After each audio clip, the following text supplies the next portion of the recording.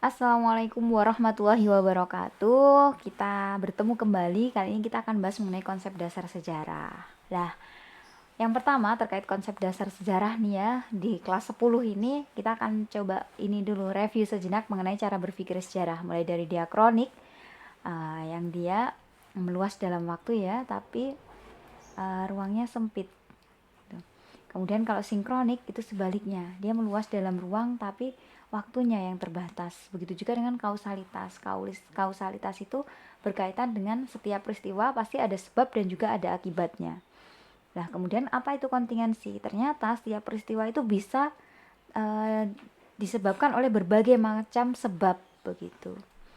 Nah, ini review sejenak. Kemudian berbicara terkait kehidupan manusia gitu ya. Ya, terutama kita nih, kita juga merupakan salah satu manusia yang ada di bumi ini. Ya, itu adalah salah satu nikmat yang kita syukuri karena Allah memberikan kita akal dan pikiran sehingga kita bisa belajar seperti sekarang ini. Nah, mungkin kita apakah semua manusia itu merupakan pelaku sejarah gitu ya? Nyatanya tidak gitu. Karena memang ada kategori begitu ya, syarat dan ketentuan gitu. Karena memang kalau kita baca dari buku sejarah SD, SMP, SMA sampai kuliah nanti, ternyata yang disebutkan tokoh-tokohnya tidak ada namanya Solihatul gitu, tidak ada gitu. Tapi ada Insinyur Soekarno. Siapa yang nggak kenal Insinyur Soekarno gitu ya, proklamator kemerdekaan Indonesia. Siapa yang nggak kenal Muhammad Natsir, diplomat ulung yang pernah dipunyai Indonesia, perdana menteri gitu ya, perdana menteri yang dia menyuarakan mosi integral gitu, sehingga berdirilah apa ya, silakan dicari ya biar makin penasaran tuh apa sih mosi integral begitu. Siapa yang nggak kenal Muhammad Hatta, wakil presiden Indonesia? Siapa yang nggak kenal Ahmad Dahlan gitu. Siapa yang nggak kenal Wahid Hasim? Siapa yang nggak kenal Hadratus Syekh Hasim Asy'ari dan seterusnya. Beliau-beliau adalah pelaku-pelaku sejarah begitu. Nah, kemudian dalam kehidupan manusia pada umumnya kita mengenal konsep ruang dan waktu. Konsep ruang dan waktu yang akan kita bahas kali ini terutama berhubungan dengan sejarah ya. Kita mulai dari yang ruang dulu. Bahwasanya ruang itu adalah tempat di permukaan bumi baik secara keseluruhan maupun sebagian. Nah, coba kita bayangkan jika kita berada dalam sebuah ruang kelas gitu ya. Sebelah ruang kelas, anggap aja kita lagi offline nih. Kemudian kita masuk itu ternyata nggak cuma lantai, tapi ternyata ada langit-langit gitu ya. Atau misalkan kita menatap plafon, ternyata di dalamnya itu juga ada udara ya, dan seterusnya benda-benda yang ada di ruangan tersebut ada apa aja. Nah, kemudian dengan demikian gitu ya, ruang itu dengan demikian ruang permukaan bumi tidak hanya sebatas tanah yang kita injak, tidak, tapi ada udara, air, batuan, hewan, tumbuhan dan yang lainnya.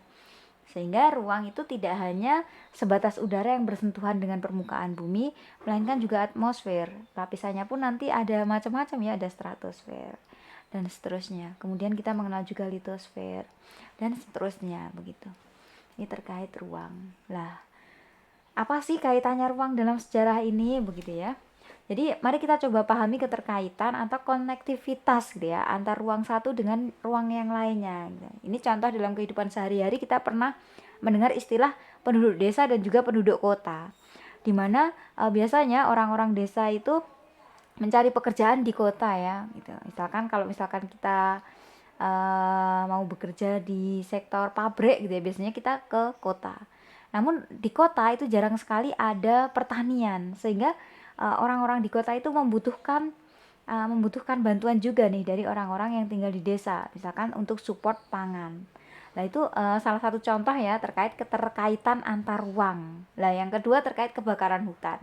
Misalkan nih di Riau sering ya kita dengar ada kebakaran hutan gitu, atau kebakaran lahan juga begitu. Nah, asapnya itu ternyata nggak cuma di Riau aja, tapi bisa juga merambah ke Singapura, negara sebelah gitu ya. Kemudian ke Sumatera Utara, Medan dan seterusnya. Ya, bisa dipahami kah terkait keterkaitan antar ruang ini? Baik. Dan selanjutnya berkaitan dengan waktu. Ada ruang, ada waktu. Kita bertemu gitu. Nah, sehingga waktu gitu. Ternyata peristiwa sejarah itu sangat berkaitan dengan waktu. Nah, pengertian waktu dalam hal ini dianggap sebagai sesuatu yang terus bergerak gitu ya, dari masa ke masa, dari masa sebelumnya ke masa berikutnya, dan melahirkan peristiwa baru yang saling terkait. Nah, sehingga perjalanan sejarah itu tidak berhenti pada zaman praaksara aja gitu. Tapi kemudian berlanjut hingga kita bertemu pada masa sekarang. Dalam perjalanan waktu, ilmu sejarah itu mengenal konsep perubahan. Nanti kita juga akan bahas mengenai perubahan. Lah, perubahan ini kita juga bisa kaitkan dengan perkembangan kehidupan sejak adanya manusia sampai sekarang begitu ya. Atau sejak kita lahir, ya kita sejak lahir sampai sekarang. Kalian duduk di bangku kelas 10 SMA. Dimulai dari hal yang sederhana sampai hal yang kompleks. Ada perubahan yang berlangsung lambat, ada pula yang sangat cepat. Jadi macam-macam ya perubahan itu. Ya.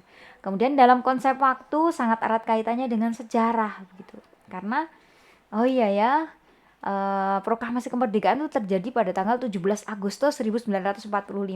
Jadi sangat penting untuk mengetahui peristiwa masa lalu dan perkembangan hingga saat ini. Ya, kita bisa mengira-ngira, bahkan ya faktanya memang ada begitu. Nah, terkait waktu atau dimensi temporal memiliki dua makna gitu. Ada makna denotatif gitu ya. Waktu itu ya jam, ada detik, menit, jam, hari, minggu, bulan, tahun, abad dan seterusnya. Tapi makna konotatifnya gitu ya, waktu itu sebagai konsep.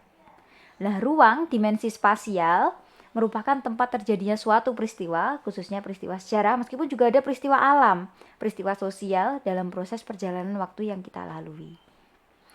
Itu yang dapat saya sampaikan, semoga bermanfaat. Besok kita lanjutkan mengenai konsep perubahan dan juga keberlanjutan.